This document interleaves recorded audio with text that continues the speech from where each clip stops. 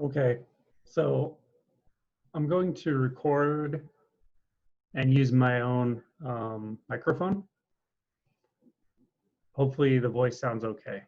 If at any point it doesn't, just let me know and I'll call. The reason is the recording is going to look funny with the delay in the voice. So starting off, does anybody have any questions or want to hear anything about a certain topic we've already covered?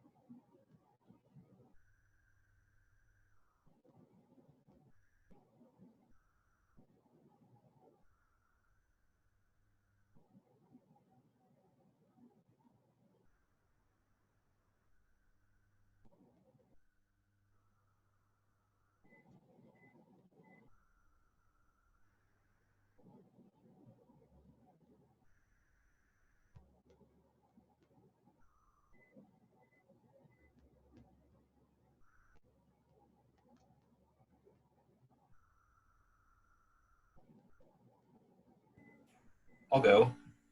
Go.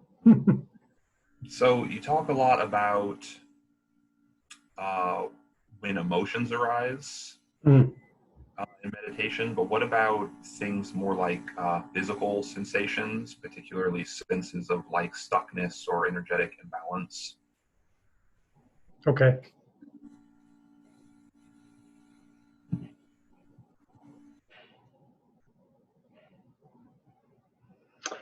I find that this isn't always the case, and you don't really, I think, have to understand things this way necessarily. But I find that when there's a sense of stuckness or like an energetic density that stays, and sometimes it stays for a long time, like days, weeks.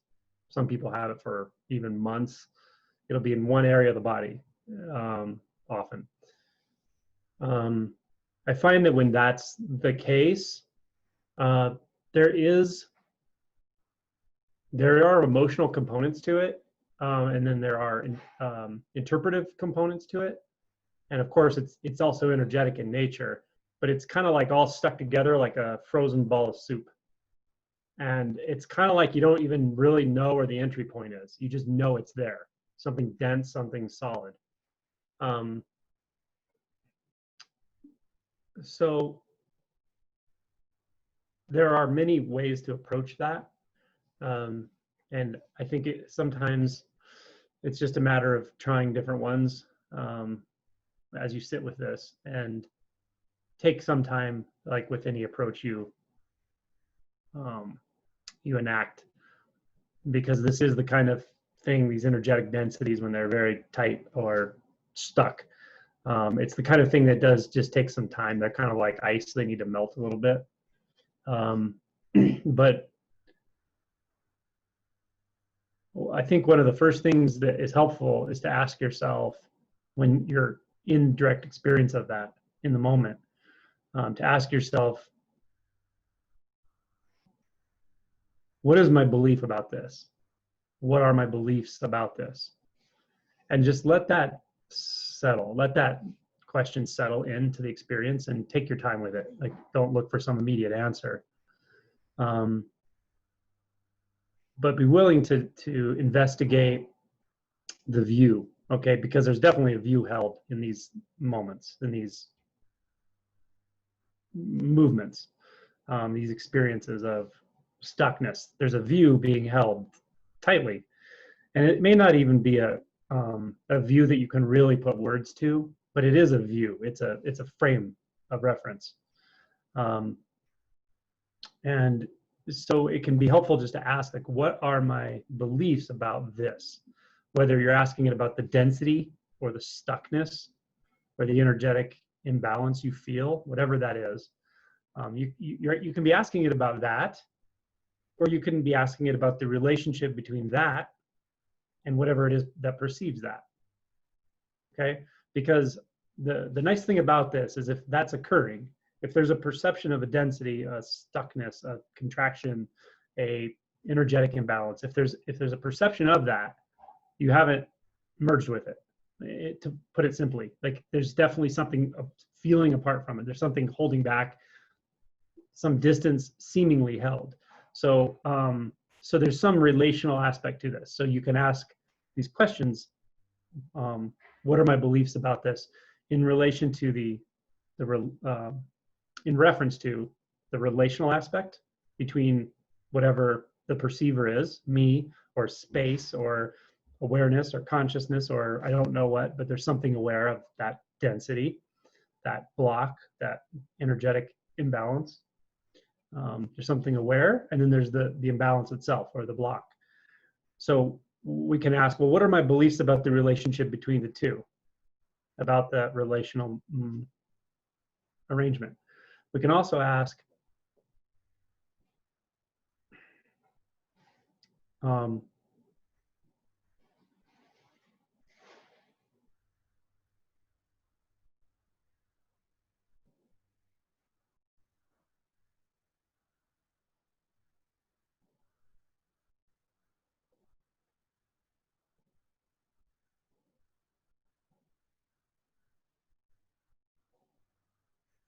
we can ask questions that look into the direct sensory experience of that relationship, meaning we can ask, how close is this density or this block or this energetic imbalance? If assuming we're perceiving it as a direct experience, not just a concept, we can ask, how close is it? Is it close? Is it far? And as we ask, we're actually directly investigating. Is it far? Is it close? Does that distance move or shift? Can I find a continuous path in experience between the perceiver and the block or the energetic density or the imbalance? Can I find a clear path in experience as if you're looking for a rope attaching one thing to another in your physicality, like the awareness straight through to the denseness or the stuckness? By the way, is my voice okay? Not choppy? Okay, perfect. So there's another thing you can do is you investigate it in physical experience. You investigate that space between the whatever the subjective pole is, that which is aware of it, all the way down to the objective pole or the contraction or the energy imbalance.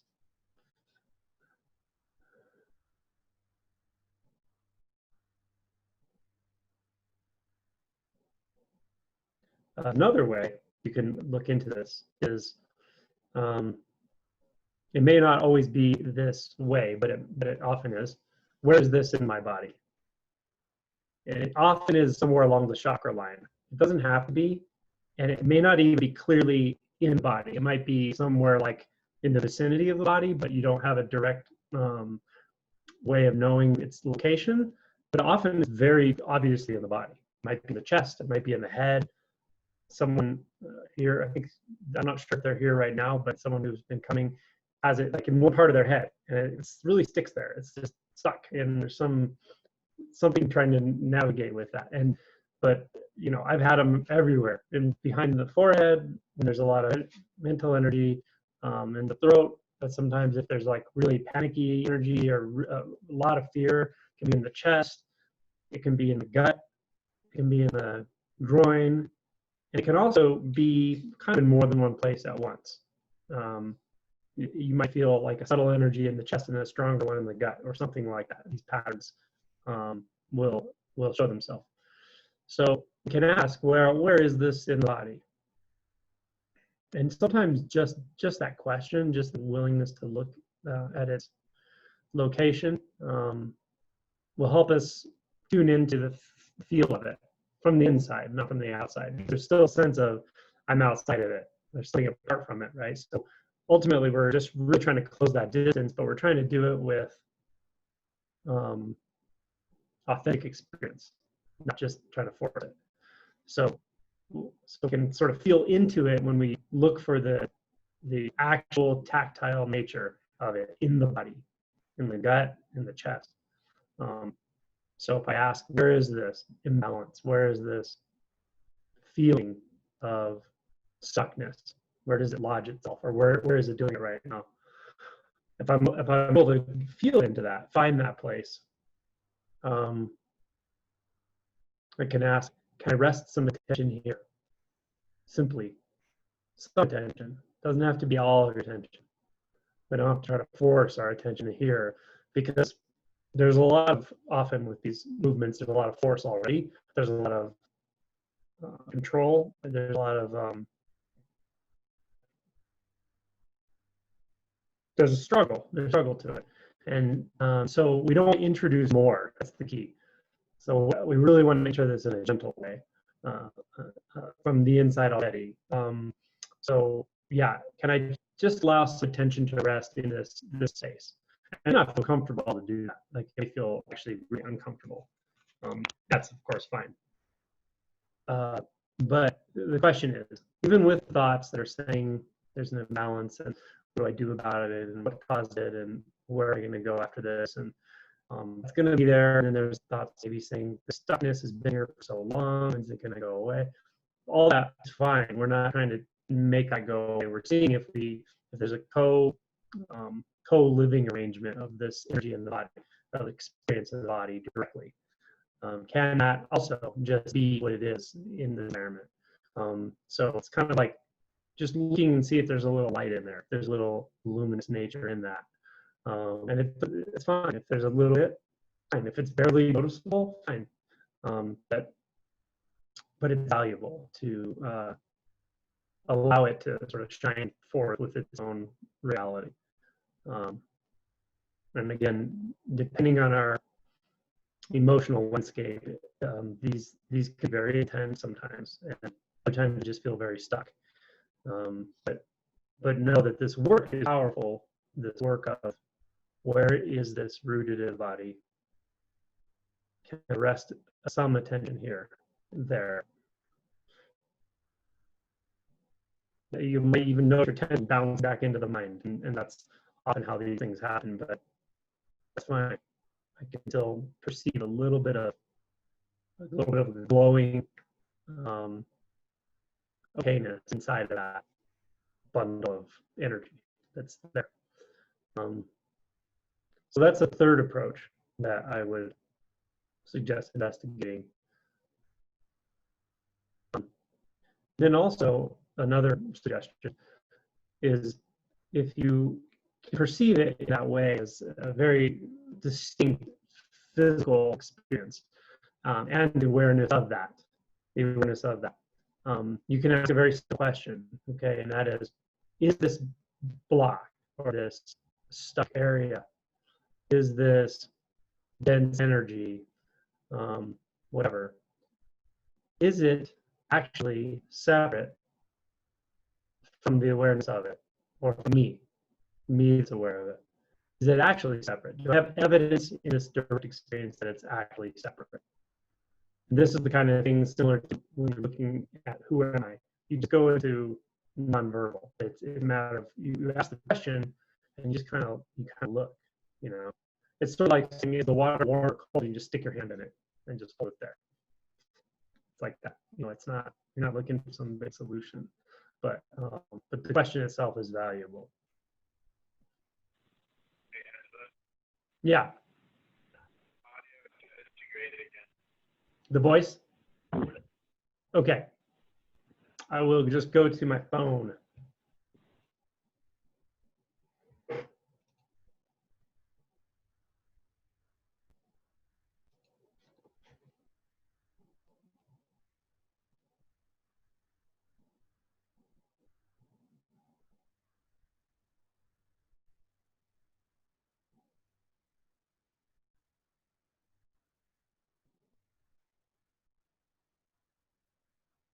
Welcome to Zoom. Enter your meeting ID followed by pound.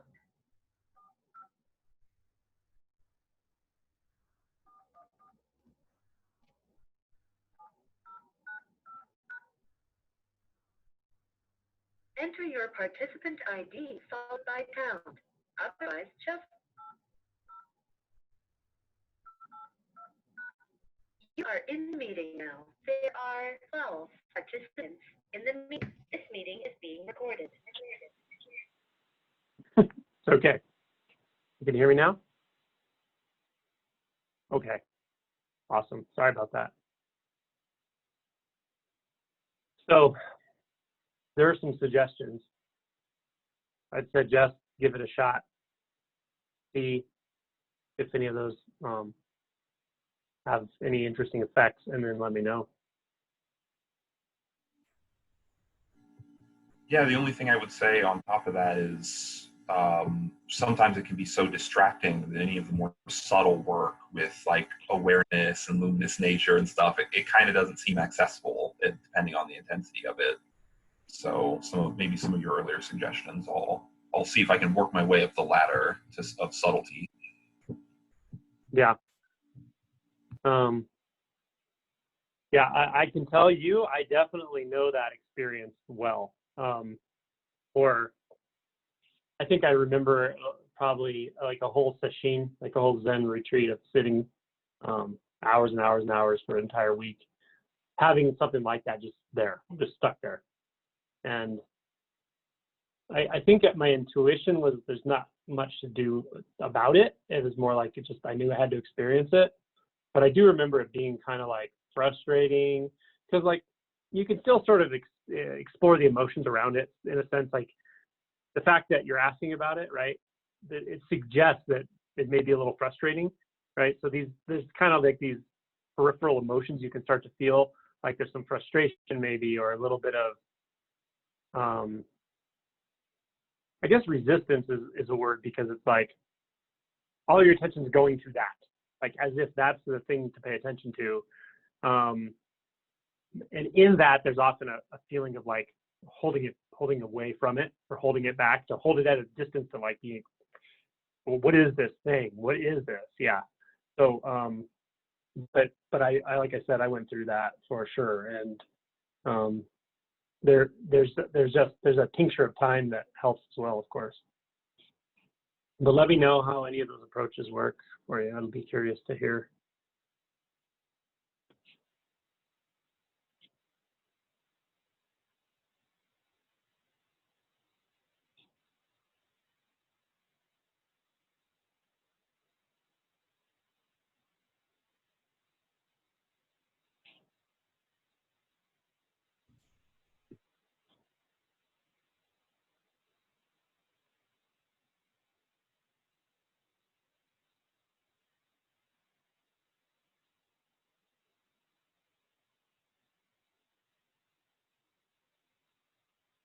Other things that you can ask, and this applies really to any experience that feels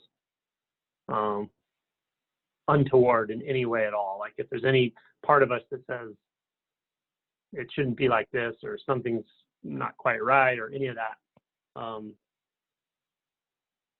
a question you can ask yourself is, can I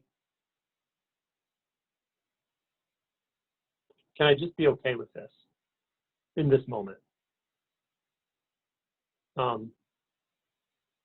That question has a like kind of a very short-term effect in a way, almost like an immediate effect of something might recognize, okay, I am okay with it right now. And then you could ask again, well, can I be okay with it in this moment?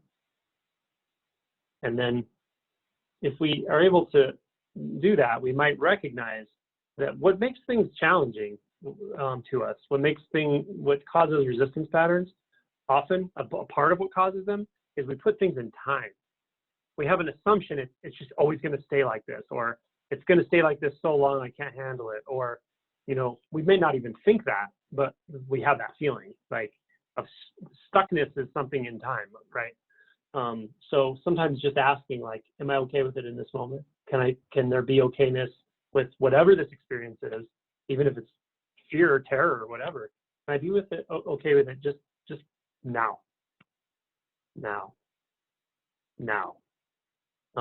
Because to fast forward to experience of transient nature, it's just nothing but now. There's nothing else but now, because everything else is let go of. Past, future, gone, over and over, just gone. So all you ever have to worry about is now. And then you see how kind of empty now is in a certain way. It's empty of baggage. It's empty of weight. It's empty of expectation.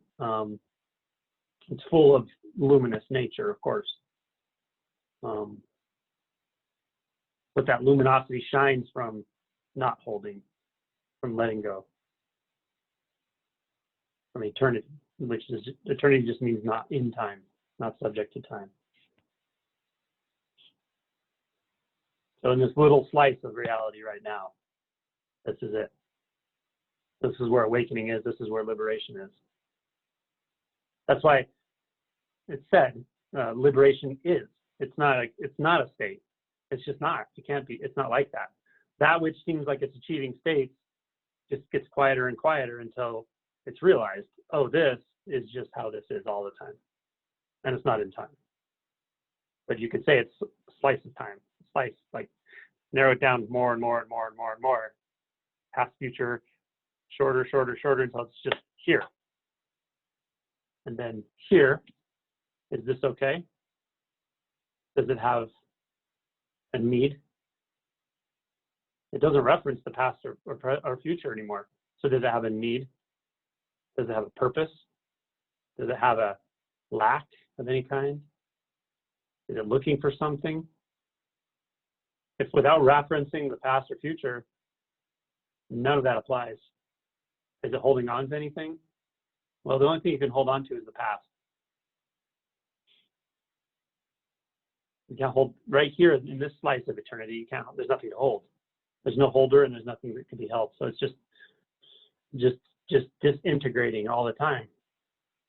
And the integration is already here, always.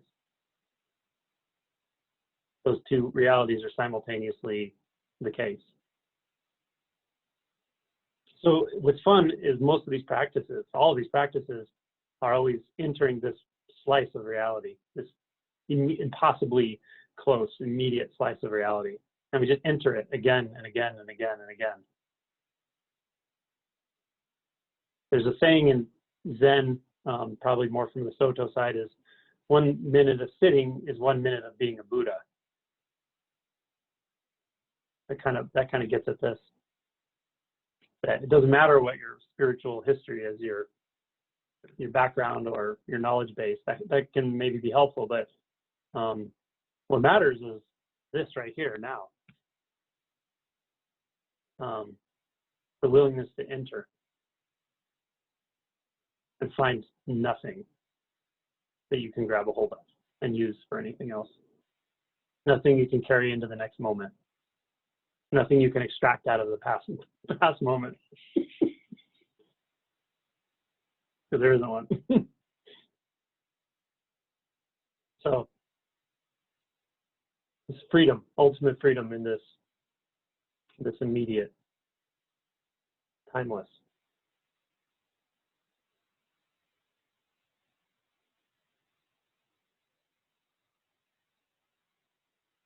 And peace is the physical experience of that for the human.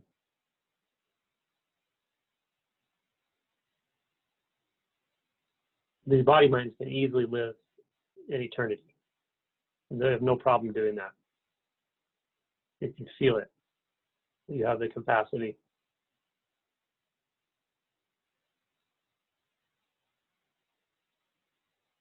If you want to know what eternity is, put your hand on anything, touch the surface of something. And that contact point, that cool surface, and then take away surface and then coolness in hand, and then just enter that contact point fully right there. That doesn't have a past or future. That, I'm going to call it a sensation, but it's not even that. It doesn't have a past or future. It doesn't come and go. It doesn't arise. It doesn't subside. It's not bigger or smaller. It's not clinging to anything. It's not finding other to cling to.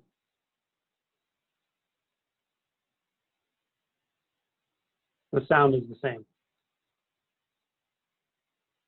In that sound,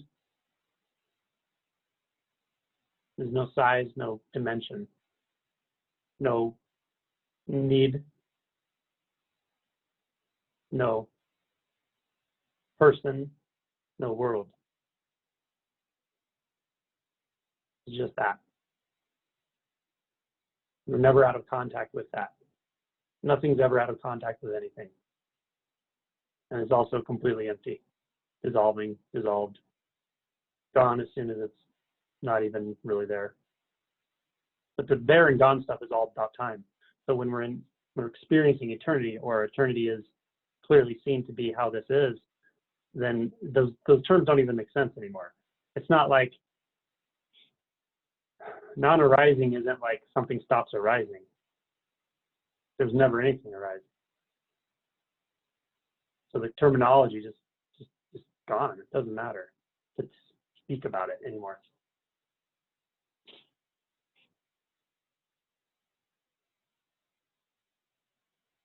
So if you can find this place of placelessness, this slice where time doesn't touch, and then you can ask yourself here, what is that density? What is that block here? Find it in physical experience.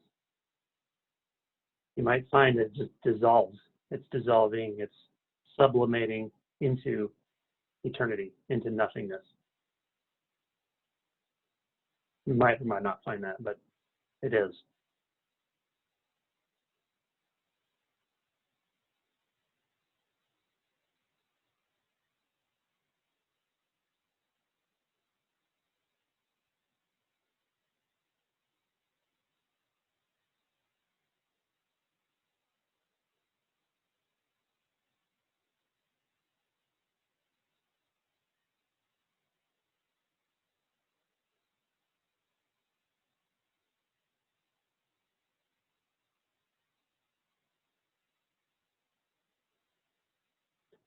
And when we recognize in what feels like our own experience, this radical letting go, this just dissolution that's always occurring in this timelessness, that you can never really find anything. The moment you take a picture of it in your mind, it's gone. So you're back in the present. And here it's very kind of empty in a certain way. There's nothing specific here. There's nothing you're going to grab here. When you see that, that's how it can feel for the person or as the person. And also that there can still be paradoxically contact. There is contact. There is a radical closeness and intimacy to all of the textures of experience that also can feel like it's happening to the person, or in my experience. But the beauty of it is then you can look at anything in the visual field and you'll recognize that's where it actually is. Right there. Gone, dissolving, and also there. Vividly, pristinely alive. Radiant. That's that visual image right there. That movement, shape, form.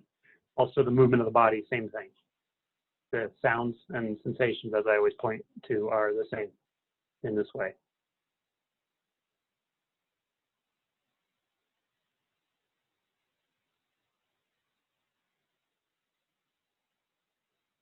It's like an empty world of fullness. No space, no dimension, no distance. So we can forget about all those. We don't occupy our mind so much with where am I going, or what's that person or object that seems apart from me. We don't get concerned about that because there's no sense of distance anymore. Everything just is. And the contact is complete. Also, when it's also dissolving, it's not solid, it's empty of essence, of any specific essence, and it's free, then we don't concern ourselves with what's going to happen later, because we see that that's not right. What's going to or what happened before? Is my past going to create something in the future that I have to deal with? we don't get concerned with that when we see this dissolution that's here.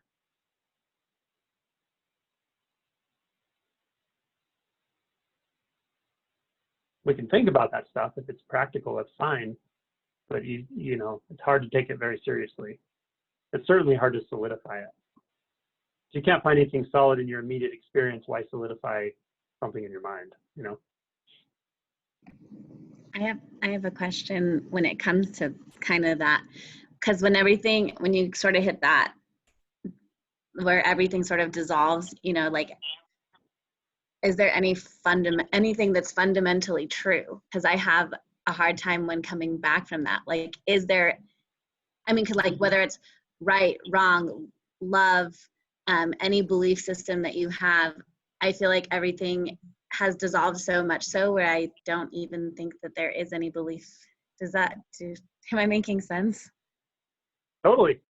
When I was saying that, when I was pointing to nothingness, I was like slightly aware of you, because I'm like, this would be really disorienting for you. It could be very ungrounding for you. But the important point is to see this radically paradoxical truth that even though there's no essence, it's like it's sort of like the closer you look, the less you see in a way, and yet you never lose contact. That's the important point. So is any specific thing true? Well, no, but the fact that we made ourselves apart from the world and started analyzing it, that was already untrue. We were living out of a lie to begin with. So that kind of seeking will never be satisfied. It will never be satisfied. So if you're just able to keep looking, investigating the way you are, at some point that gap just closes and you see that the whole thing of seeking was always a lie. And what you always wanted was to be in this immediate contact all the time. It's radically intimate, impossibly intimate. So yeah, when we overemphasize the nothingness or the dissolution aspect, it can be, you know, it can be triggering. It can trigger fears and that sort of thing. And that's okay, because what it does is when we bring a lot of clarity and we bring a lot of awareness into our experience, it's, I've said before, it's like unconditional love. Unconditional love moves right to the pain. It goes right inside you and it finds the most painful thing you have there, because those are the blocks that are preventing you from seeing the intimacy aspect. And so even though it's painful and scary, those energies need to be brought into consciousness, because we have resistance patterns to prevent us from feeling them. So instead of, what often happens with people who can dissociate very easily and quickly, what happens is they may hear something or even look in the sky, and then there's just massive dissociation, and then there's a fear response. And so your response to the fear is to go farther into the dissociation, almost like escape, you know. But instead, it's not instinctual right away, but it will become instinctual to reverse that and go right into the sensations, which you kind of have to go through the fear to get to the root of the fear, which is sensation in the body. And that's what you've always wanted. That's what you've always wanted. Your birthright is to live in direct contact with the entire universe right here and right now all the time. And it's possible. And no one would ever trade that for anything. It's not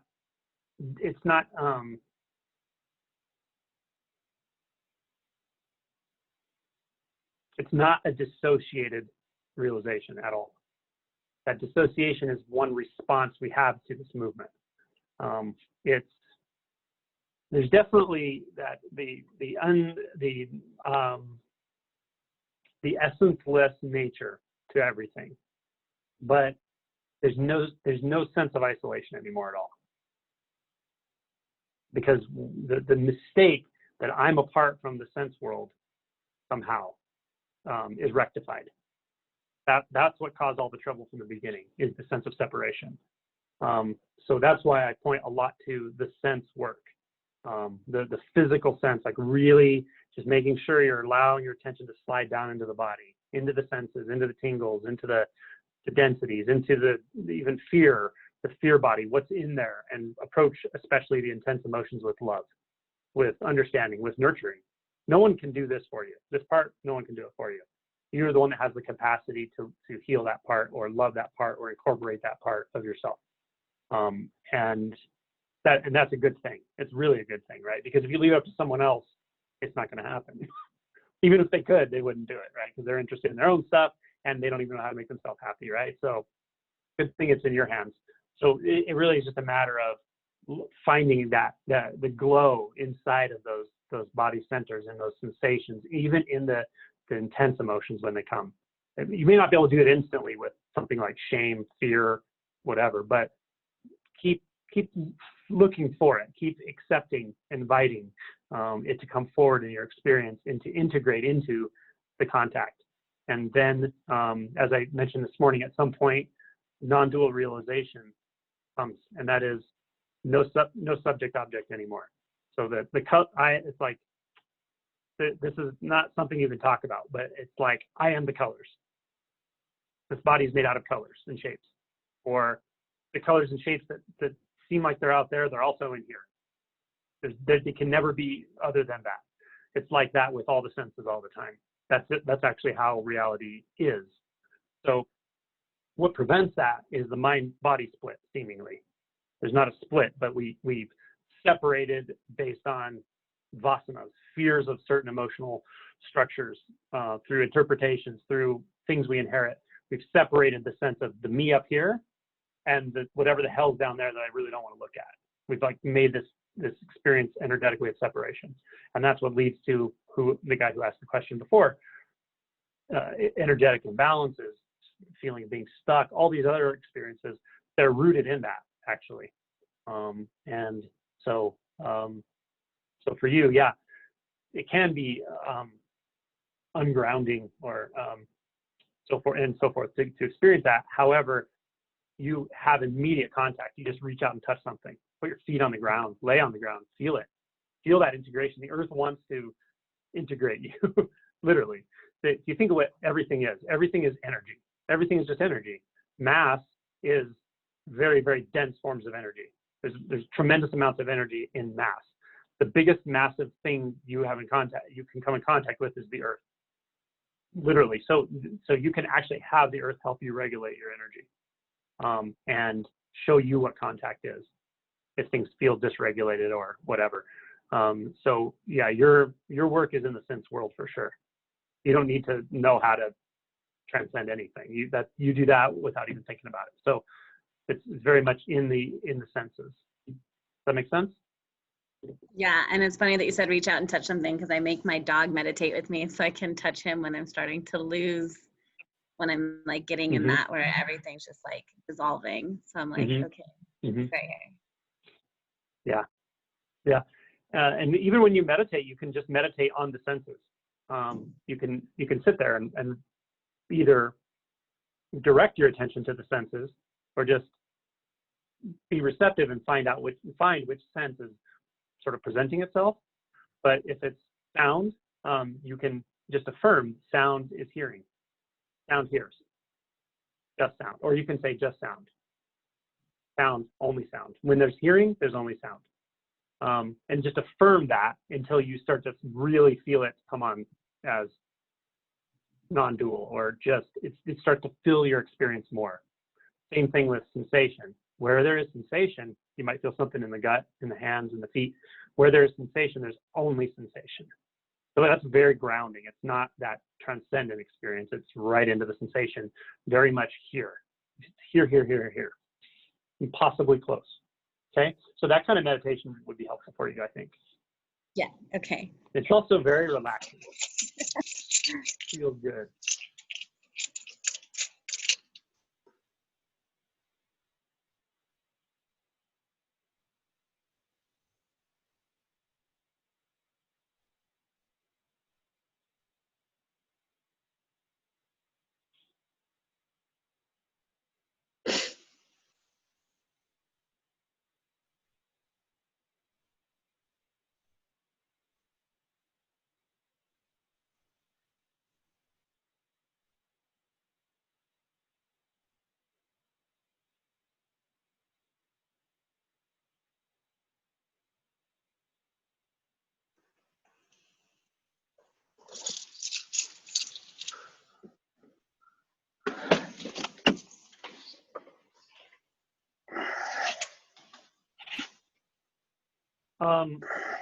Alma recently described something to me that I thought was so good. I'm going to talk about it, but she maybe can correct me later if I'm misrepresenting what it is, but it's so good. Angela, can you mute everyone? Yeah, it's Stefan.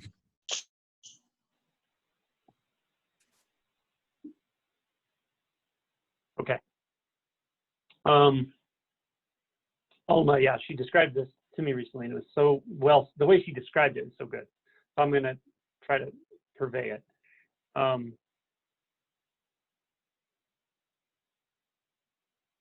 There's a space in the body, there's a place in the body, and this is going to be entered as a sense. It's going to be a physical experience, a sensation.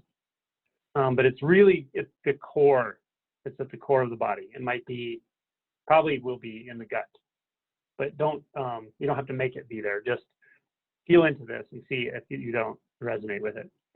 And in this place, in this, I'm gonna almost call it the root of sensation. It's the root of your mass and physicality. It's right where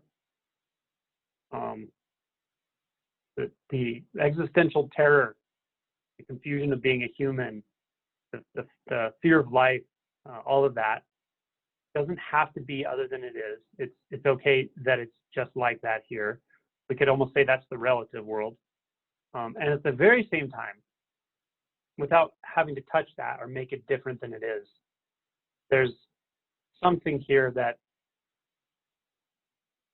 is even beyond life and death. It's beyond the instinct to survive, even. It's so settled that whether this body mind lives or dies, it really has nothing to say about that. It has no concern. And that in that place, there's this very, very profound peace. And it's something that intrinsically you are aware that everyone has access to this. It's that kind of thing. It's a very quiet place. It's not valued in the normal things we talk about. It's not, it's really what I was just talking about, where the dissociative and the radically intimate interconnection, where they meet. It's not nothing, and it's not everything. It's sort of where those meet. So it's not an ungrounded experience. It's a very intimate, close, wonderful experience. But it's not an experience for me. It's not even a human experience. But it's right at that border. It's right at that edge, and you, in a strange way, you have to incorporate all of the human trauma, the core wounding, all of those painful things. You sort of have to incorporate that into this formula as the entry point, and then the key turns in the lock. And it's a point of rest. It's a point of profound rest.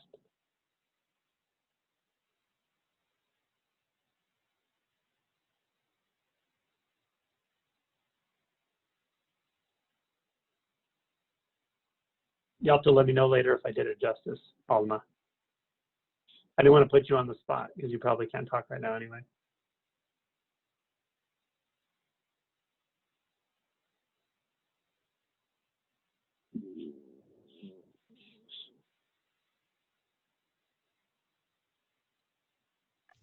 Hey, Angela, I'm here.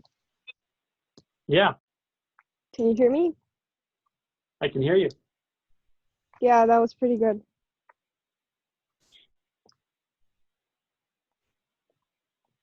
I would love to hear you talk about it, but you don't have to.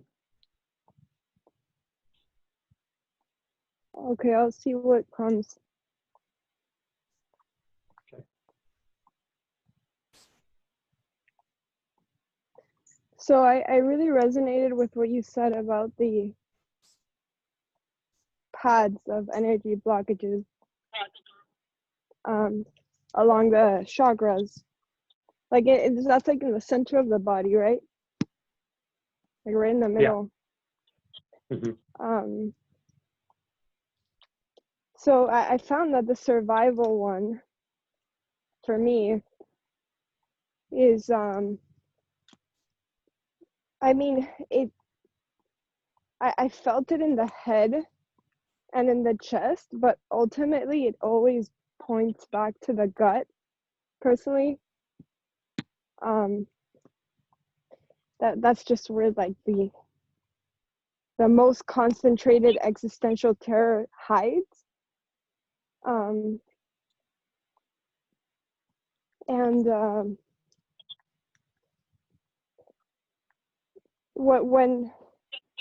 When I've given up on controlling, like going crazy and trying to control everything, really, because it really projects itself into any situation. It will create any problem about anything. It doesn't matter what it is. Every day could be a different one. It really doesn't matter. But when I kind of gotten tired of that game, attention will go right into the gut. It will just get sucked in there, like there's really no choice left. And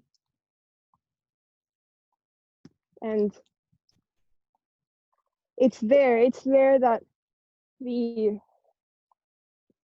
it feels extremely dense and extremely solid. But when it's seen, and it's like attention has to rest there for enough time, for enough minutes or seconds at a time, for that density to all of a sudden turn into the opposite of a density. I don't know what the word is. it just kind of in scariest thing in the world, the most and all the avoidance and running, it's like running laps around it, and then it just goes right to the center and there's nothing. It's just gone. It's just absolutely dissolved. And then attention kind of bounces around between consciousness and the gut and all the other chakras, and it finds more blockages. But it's very light. It's very spontaneous. And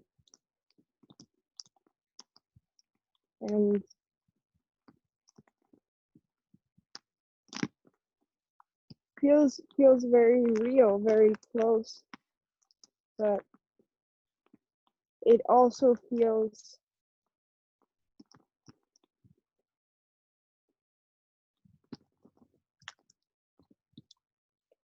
new, and it feels ancient. It's almost like going back to the moment I was born, before I learned how to be a human. It's almost like everything that happened up to this point actually never happened.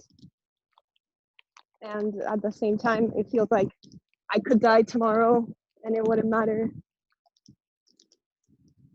In a sense, it also feels like I'm already dead.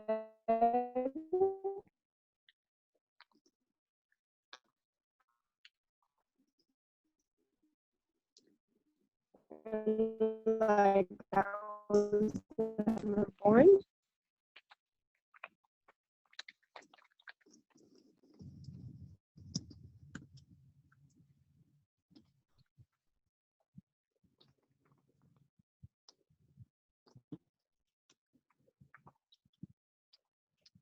It feels like what I was always searching for.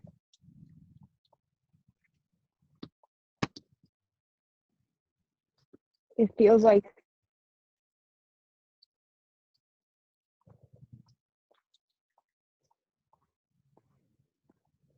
it doesn't stop.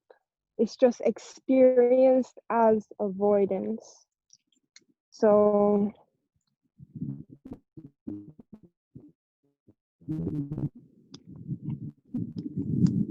The avoidance is triggered again. Like right now, it's triggered, and it's kind of fun to just become the avoidance movement itself.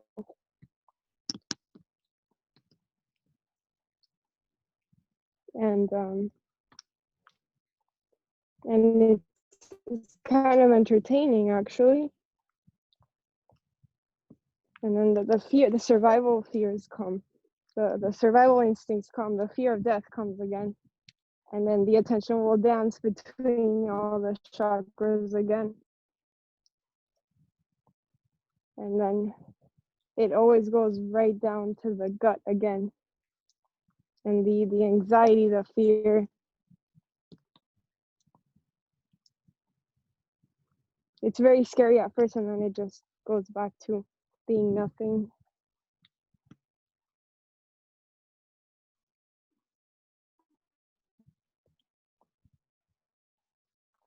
And then it's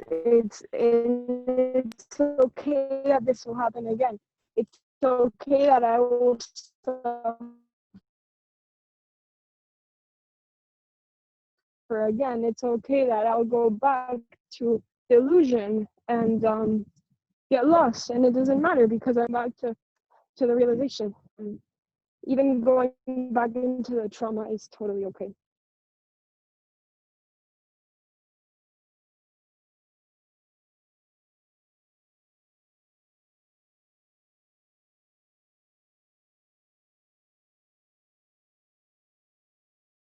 Because the investigation is what it's all, I think. Back, it always.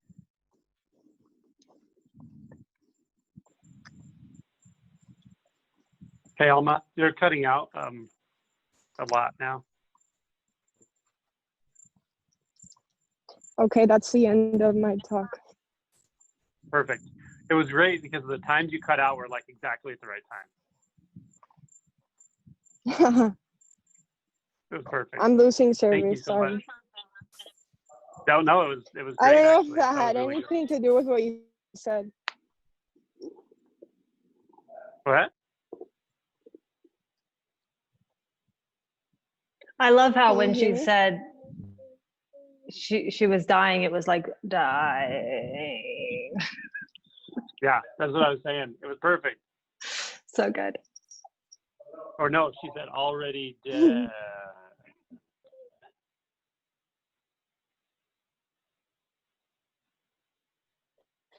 So that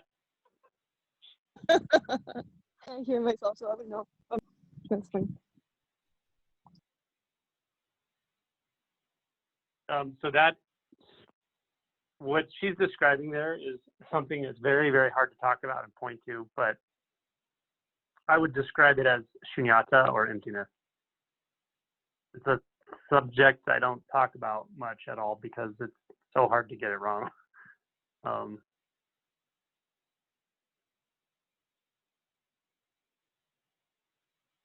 A.H. Almas, I saw an interview with him once and he was explaining it this way. He said it's, for him at least, it was like islands of reality, and they're getting farther and farther apart until there was no reality anymore. But what he said was really important. He said, when you come back from that, you're never the same, ever. And when she described going there and then coming back, gladly experiencing the trauma, that to me is the mark of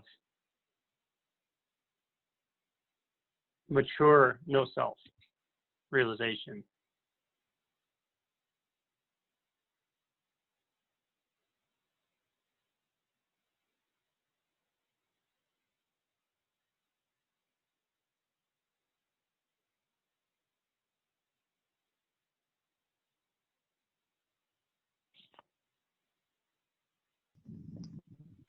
Hey, can you hear me? Yeah. So another thing too, there's this knowledge that I will fall asleep again. millions of times.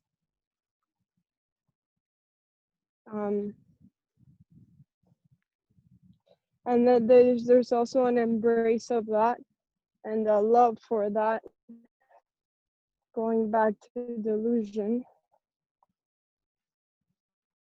and finding the no self or the truth in the delusion again and again and again, every single moment. It's like waking up every moment.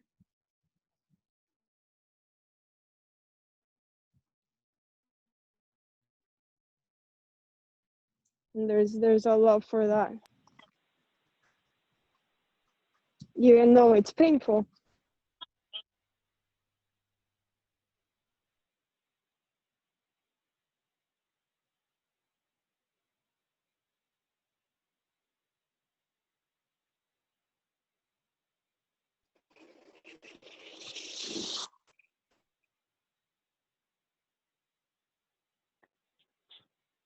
Hello? Yeah, there can be. Yeah, I can hear you.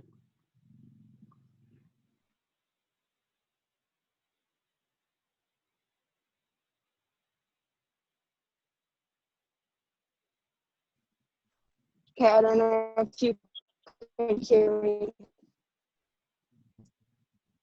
Yeah, it's hard to hear what you're saying. Okay, so embracing the path, this path. I remember when I kind of realized I was a teenager, I realized that, and there was this. Okay, hold on. Yeah, it's just the signal is really bad. Where am I now? Yeah. Hello? You Hello? can hear? Hello? Yeah. Hello? I can hear you. Okay, so if This it is a gets bad Verizon again, I'll ad. just, It's a Verizon if it ad. gets bad.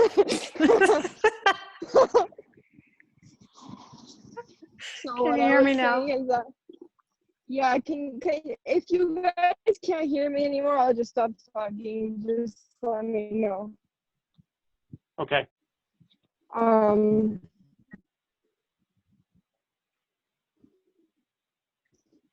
Okay, so can you hear me? Yes? No? Yes. Right now I can, but your voice is definitely coming and Hello? going. Okay, I'll pause you. I'm going to pause you. Okay. Sorry. What you said was great, though.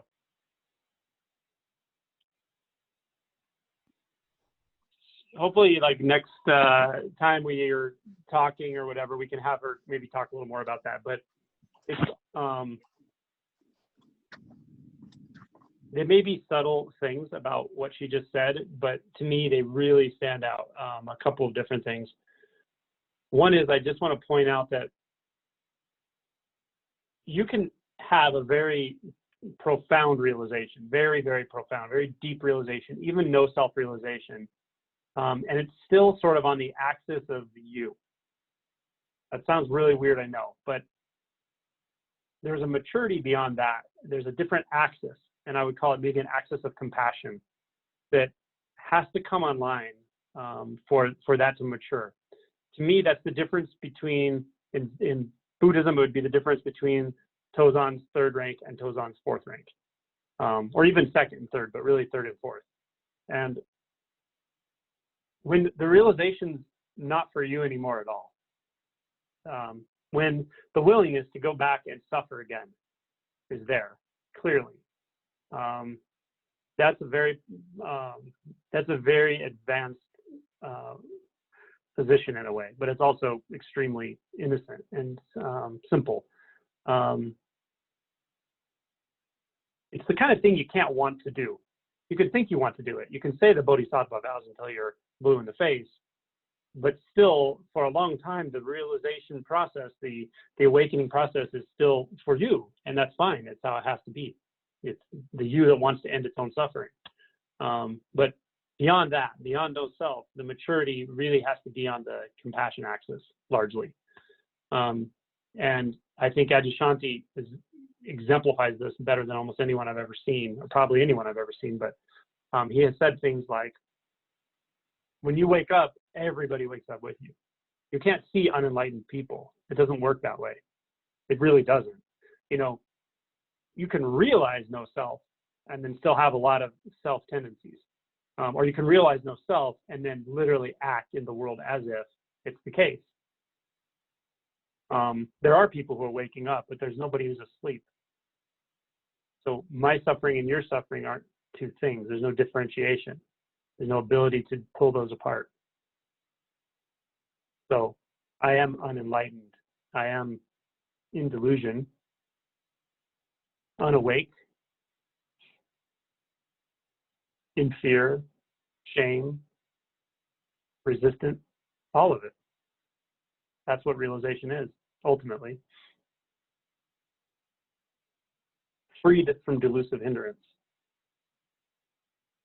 Nothing is separate, nothing is divided off. There's no unenlightened state.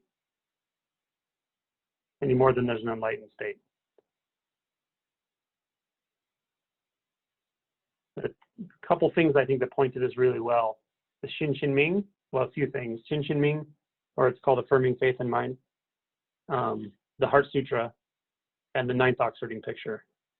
Certainly the 10th Oxfording Picture, but to me that symbolizes Buddhahood, really, when you look at and read it literally.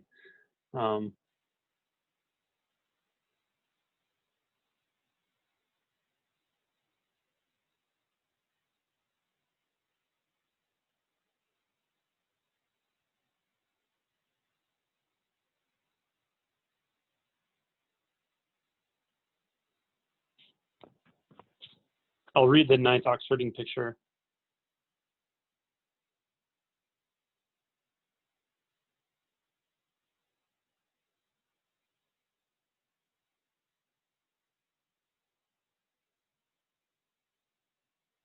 It's called Reaching the Source. Too many steps have been taken returning to the root and source. Better to have been blind and deaf from the beginning. That's a statement of there's no enlightened person above anybody else. It's not like that. It can't be like that. Enlightenment doesn't separate. Realization doesn't separate you from the unrealized. That's nonsense. Dwelling in one's true abode, unconcerned with that without. The river flows tranquilly on and the flowers are red. Comment, from the beginning, truth is clear. Poised in silence, I observe the forms of integration and disintegration. One who is not attached to form need not be reformed. The water is emerald, the mountain is indigo, and I see that which is creating and that which is destroying.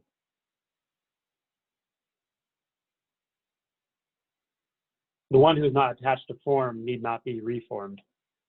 That to me points to what Alma said about going from that abject terror and crossing over until it's whatever the opposite of a density is, and being willing to do that again and again and again.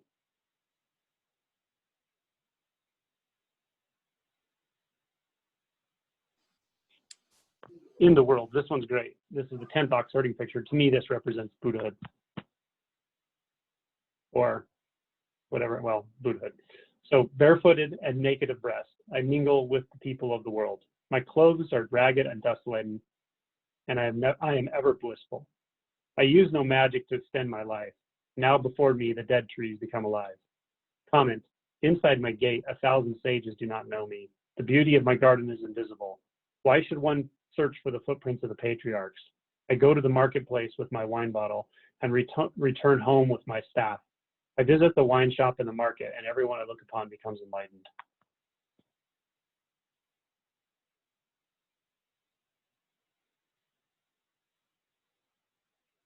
And I'll read, since it reminded me of that, I'm going to read Tozan's 5th rank, which is, these are short, very short.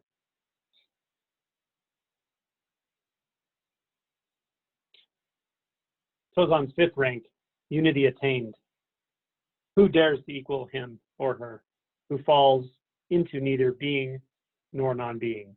Again, Alma just pointed to that. All men want to leave the current of ordinary life, but he or she, after all, comes back to sit among the coals and ashes. Another way, another interpretation is, if you are not trapped in being or non-being, who can dare to join you? Everyone wants to leave the ordinary current, but in the final analysis, you come back and sit in the ashes.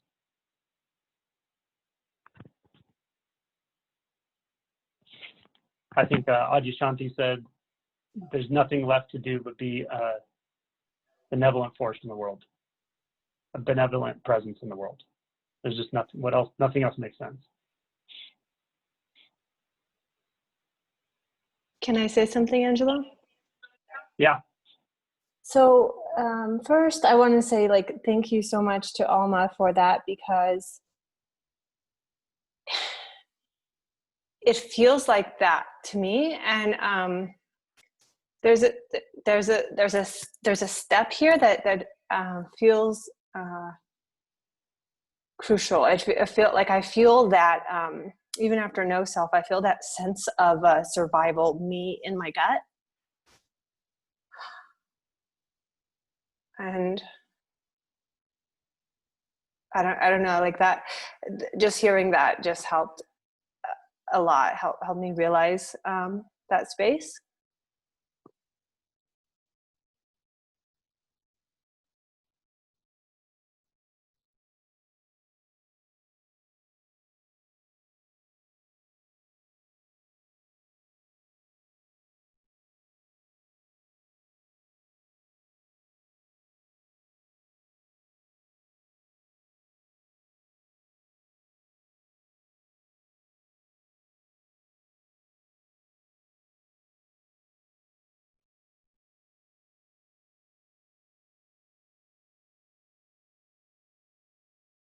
It just has such an aliveness, like beyond description.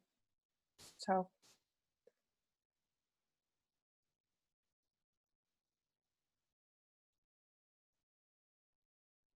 I don't have a lot to say, but hearing something like that helps me tremendously. Because I think when things get subtler and subtler, it gets harder to know what's going on or what.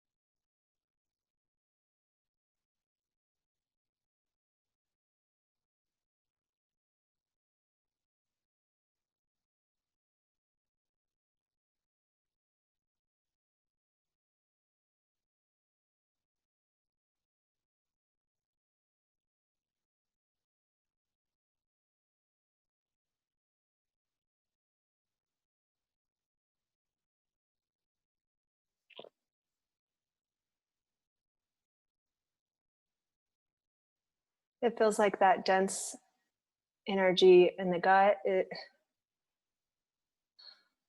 you let it for just a second, it dissolves into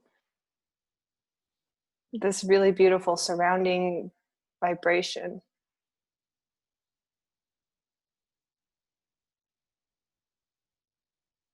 And it seemed to not be stuck at all. It seemed to just need just a second.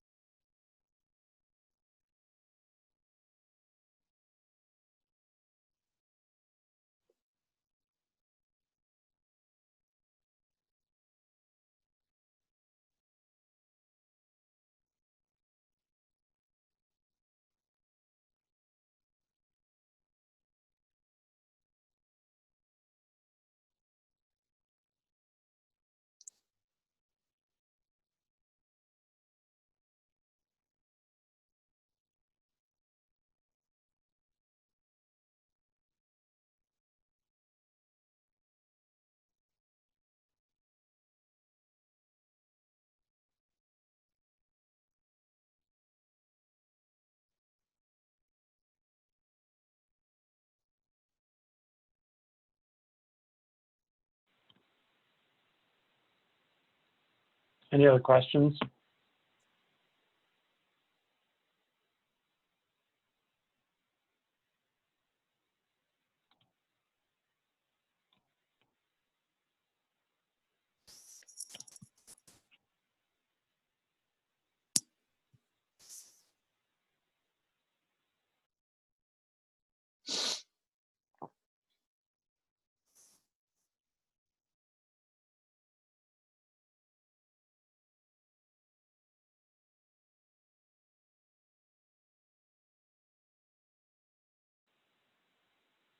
Okay, we'll end a little early. I guess the next thing together is singing bowl. Is that right? Oh, poetry. 7 o'clock.